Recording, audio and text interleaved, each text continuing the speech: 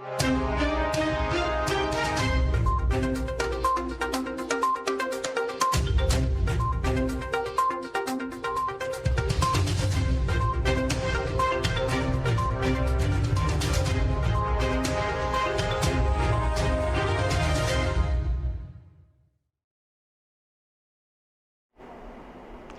pemirsa, apa kabar hari ini? Semoga selalu sehat dan selalu bersemangat untuk menjalani aktivitas. Hari ini program Berita News Point hadir menjumpai Anda bersama saya, Amirah Dinda. Selama 30 menit ke depan, News Point akan menyajikan berita terbaru seputar Universitas Brawijaya dan Malang Raya. Jangan kemana-mana, keep on our channel News Point.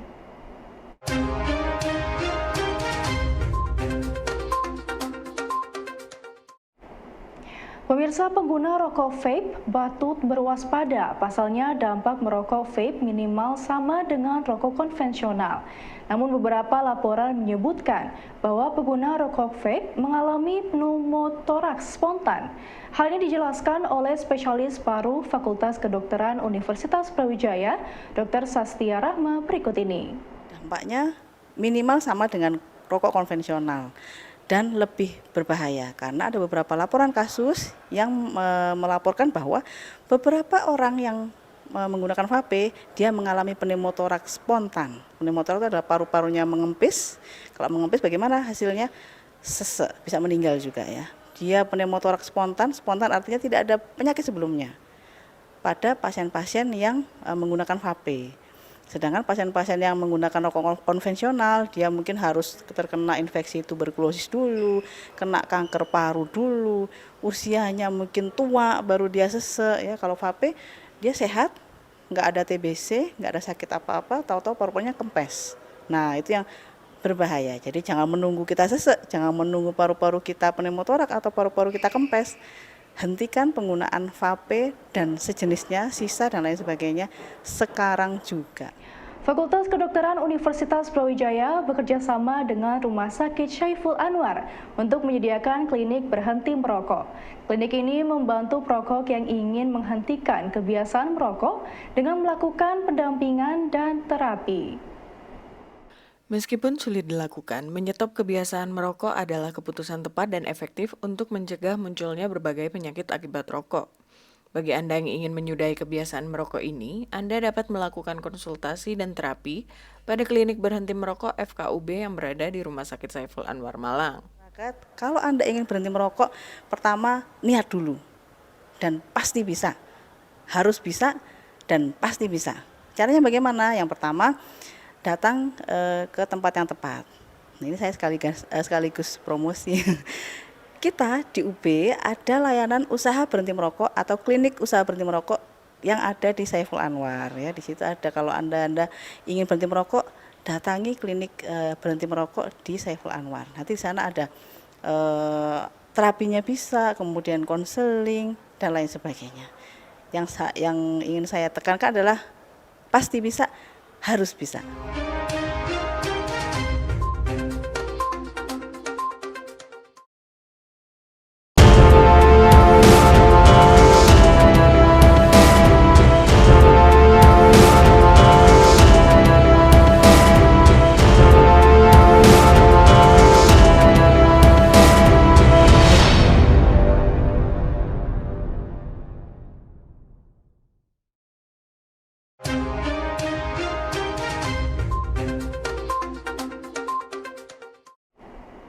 Pemirsa, Indonesia sedang mendorong program pengendalian emisi gas rumah kaca melalui mekanisme nilai ekonomi karbon. Rektor UB Profesor Widodo menyampaikan bahwa bumi sebenarnya sudah mempunyai siklus untuk recovery dan potensi untuk mengendalikan emisi terbesar justru berada di perairan atau lautan. Profesor Widodo mengingatkan bahwa penyuplai oksigen terbanyak justru dari lautan, sekitar 60 hingga 85%. Kalau kita lihat emisi karbon memang mayoritas adalah akibat dari usaha-usaha manusia. Tetapi di sisi lain sebenarnya bumi itu juga dia mengalami proses recovery. Jadi dunia ini sebenarnya sudah didesain agar terjadi siklus yang mana siklus itu akan ada terus-menerus sehingga survival, sustainability dari bumi itu tetap terjaga. Kira-kira begitu. Nah, ketika ada salah satu karbon misalnya yang terlalu over sehingga nggak mampu di cycle, nah ini yang akan jadi problem. Ya, kira-kira begitu. Tapi jangan khawatir, bahwa bumi ini sudah desain begitu sempurna. Selama ini mungkin kita terlalu fokus pada permasalahan-permasalahan yang ada di kepulauan atau di atas permukaan tanah. Tetapi kalau kita lihat data itu, bahwa penyuplai oksigen kita terbanyak itu dari lautan.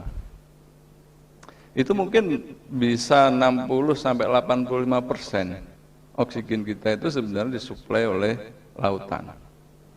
Sehingga sebenarnya kalau kita maintain quality dari perairan, itu akan sudah menjadi bagian terpenting sebenarnya untuk sustainability dari lingkungan kita. Nah, jangan sampai lautan kita kemudian yang sebagai supply oksigen ya, dan juga capturing dari karbon itu rusak ekosistemnya karena ulah manusia.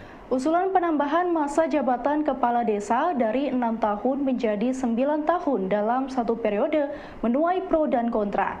Menurut Ketua Lab Politik dan Tata Pemerintahan via UB, Dr. Ike Wanusmawati, mencuatnya demo ratusan kepala desa menuntut penambahan masa jabatan dipengaruhi oleh kondisi politik menjelang pemilu 2024. Di sisi lain, terdapat endapan masalah lama pada pemerintahan desa, yakni belum adanya aturan dalam undang-undang yang mengatur desa secara desentralisasi. Yang paling dekat itu sebenarnya adalah kondisi politik, karena kita sekarang mendekati masa pemilihan umum ya 2024. Jadi sepertinya keluh kesah atau kondisi tertentu berkaitan dengan kelompok atau golongan atau dalam hal ini adalah pemerintah desa akan efektif tersalurkan ketika masanya adalah masa politik menjelang pemilu. Sehingga harapannya akan direspon dengan cepat oleh berbagai partai politik, termasuk bisa jadi calon-calon presiden nantinya. Nah, ini yang analisa awal ya, karena kondisi politik. Kemudian yang kedua, sebenarnya ini adalah endapan permasalahan yang lama yang dialami oleh pemerintah desa. Kenapa saya sampaikan masalah lama yang kemudian terendap hingga kemudian sekarang memuncak? Karena kalau dibandingkan dengan level pemerintahan lainnya, desa kan beda sendiri. Jadi kalau misalnya di Undang-Undang Dasar pasal 18 itu disebut bahwa sistem pemerintahan Indonesia terdiri dari 2 jenjang atau 2 level pemerintahan, yaitu pemerintah pusat nasional ya dalam hal ini dan pemerintahan daerah yang terbagi menjadi provinsi, kabupaten, kota. Nah, di mana pemerintahan desa letaknya? Nggak ada itu dalam Undang-Undang Dasar. Sedangkan kelurahan sudah ada aturannya, dia merupakan perangkat daerah, perangkat kecamatan, satuan perangkat kecamatan berdasarkan Undang-Undang Pemerintahan Daerah yang baru. Kalau dulu masuk perangkat daerah, nah sekarang diperinci perangkat kecamatan. Lah kelurahan, desa, pemerintahan desa masuk mana?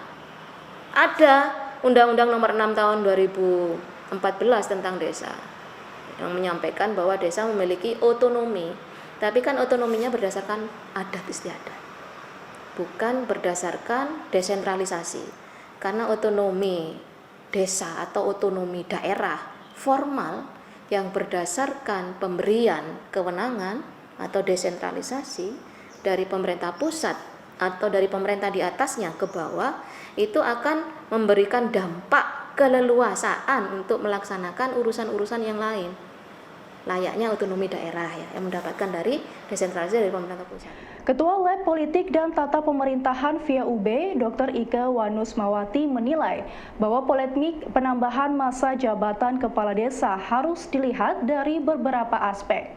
Salah satunya yakni dari aspek hukum, di mana berdasarkan Undang-Undang Dasar, periode jabatan kepala desa seharusnya mengikuti periode pimpinan pemerintahan pusat dengan masa jabatan 5 tahun. Dalam administrasi publik itu kan ada 3 pendekatan ya. 1 pendekatan politik, 2 pendekatan manajemen, managerial approach, dan 3 pendekatan hukum. Nah, kalau kita balik dulu ke pendekatan hukum nih. Kalau kita mengacu kepada pendekatan hukum yang arahnya mengacu pada regulasi, sedangkan regulasi tertinggi di Indonesia itu adalah Undang-Undang Dasar 1945 yang telah diamandemen, di mana di situ tertulis masa jabatan presiden ya. Masa jabatan presiden itu adalah kepala pemerintahan tertinggi di Indonesia. Itu 5 tahun kali 2. Jadi periodenya 2 kali. Itu kan diikuti dengan unit-unit pemerintahan lainnya, gubernur, kemudian kabupaten, kota. Nah, seharusnya jika posisi pemerintahan desa itu adalah murni unit pemerintahan asli ya, bukan semu, kan ada yang menyampaikan bahwa pemerintahan desa ini adalah pseudo government, unit pemerintahan semu, karena dia status tidak jelas tapi melaksanakan fungsi pemerintahan. Harusnya 5 kali 2 juga.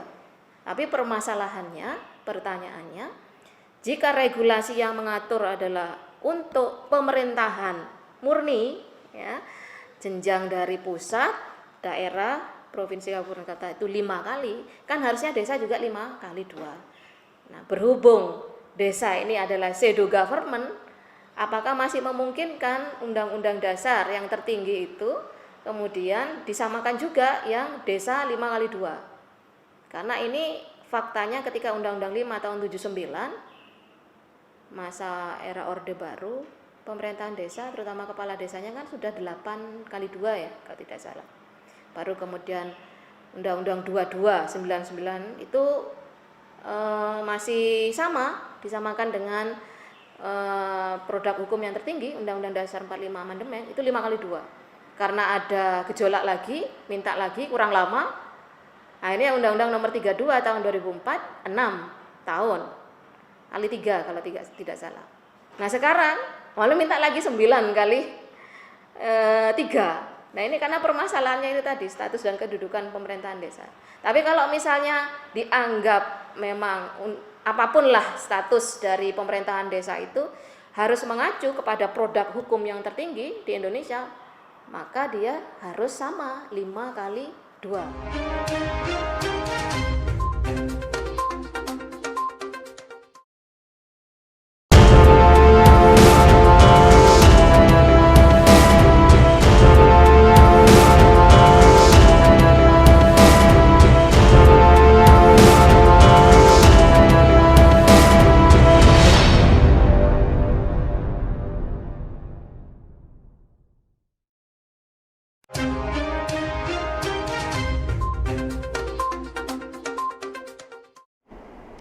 Pemirsa, mewakili Rektor Universitas Brawijaya, Wakil Rektor Bidang Akademik UB, Profesor Aulania menyampaikan dalam sambutannya pada acara pelantikan dan pengambilan sumpah dokter hewan baru periode 16 Fakultas Kedokteran Hewan UB bahwa FKH UB menjadi fakultas yang mendapatkan akreditasi unggul.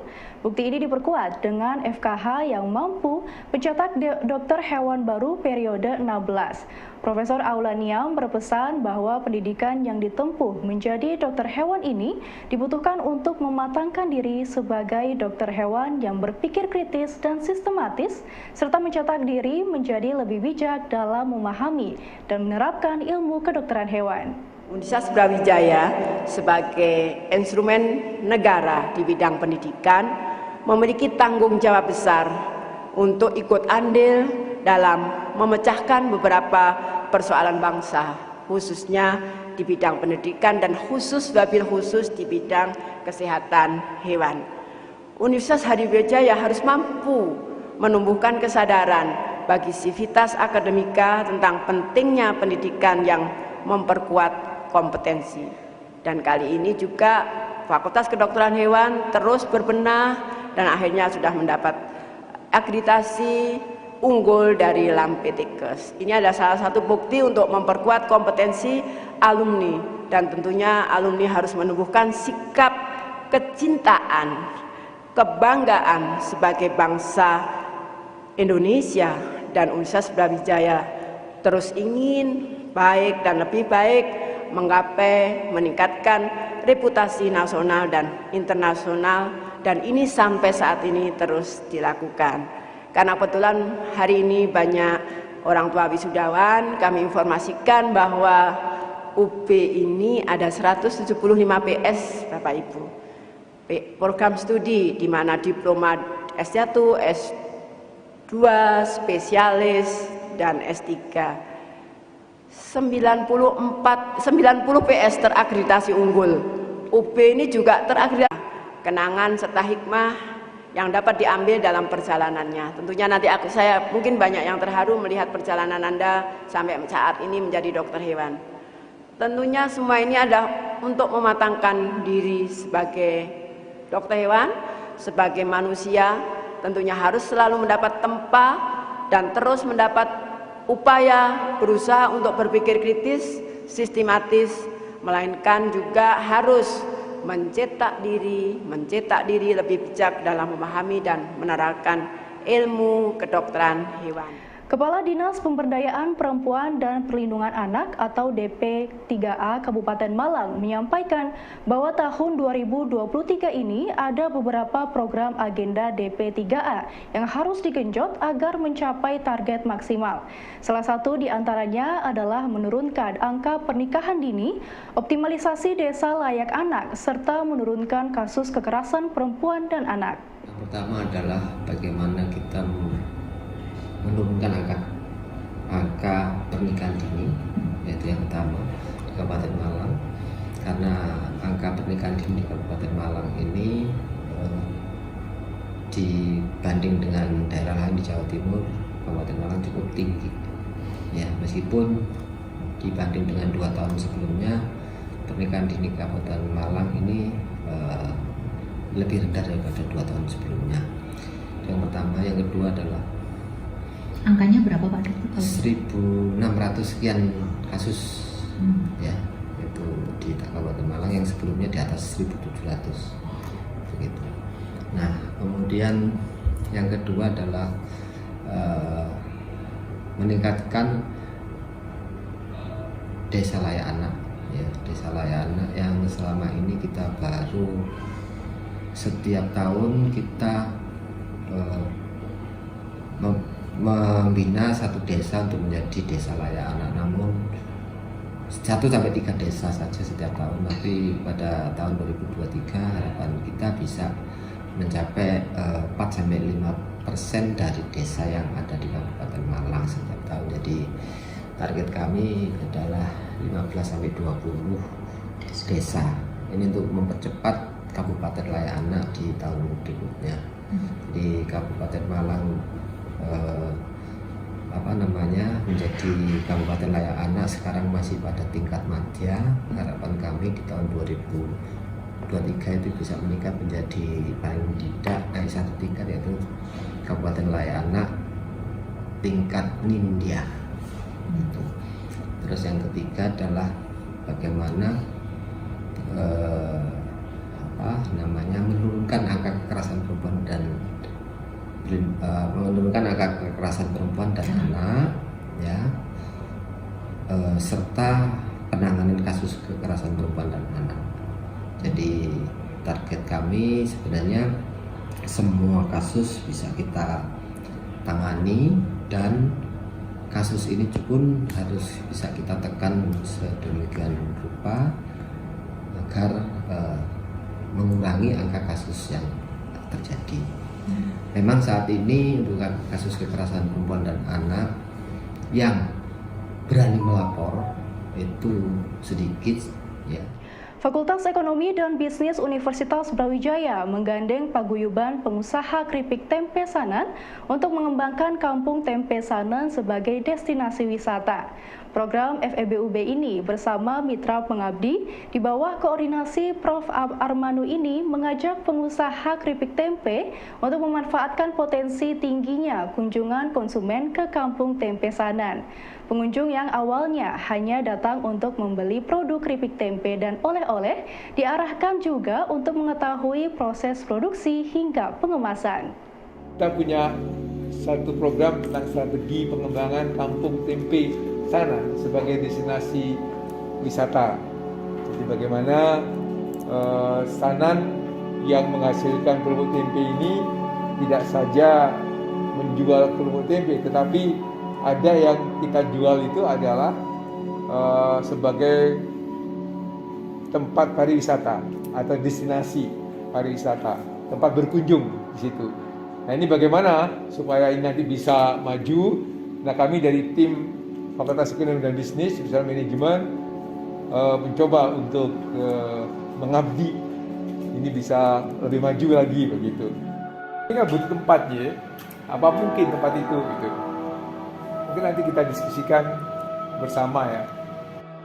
Menyiapkan objek kunjungan, satu diantaranya aspek produksi ya.